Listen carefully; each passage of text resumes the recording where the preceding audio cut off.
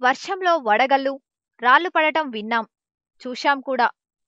కానీ ఎప్పుడైనా చేపల వర్షం కురవడం చూసారా? అది చనిపోయిన చేపలు కాదు, బతికున్న చేపలు. చేపల వర్షం ఏందని ఆశ్చర్యంగా ఉంది కదూ! కానీ ఇది నిజం.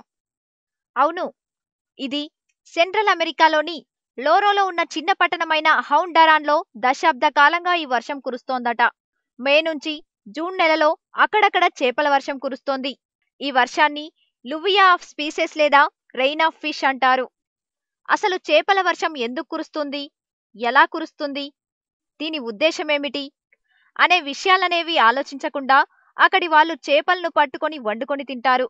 మిగిలిన చేపలను తీగల మీద ఎండేసుకుంటారు. 3-5 అంగుళాల పొడవున్న చేపలను కొందరు నీళ్ల బకెట్లో పెట్టి ఆ తర్వాత వండుకుంటారు.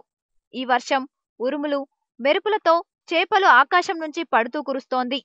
ఈ చేపల వర్షానికి నేషనల్ జియోగ్రాఫిక్ ఛానల్ 1970లో ప్రత్యక్ష సాక్షిగా నిలిచింది. అసలు చేపల వర్షం ఎందుకు కురుస్తోందో తెలియదు కానీ చేపలు మాత్రం ఆకాశం నుంచే కురుస్తున్నాయి. అసలు దీని వెనుకనున్న మర్మమేంటో ఇప్పటికీ తెలియరాలేదు.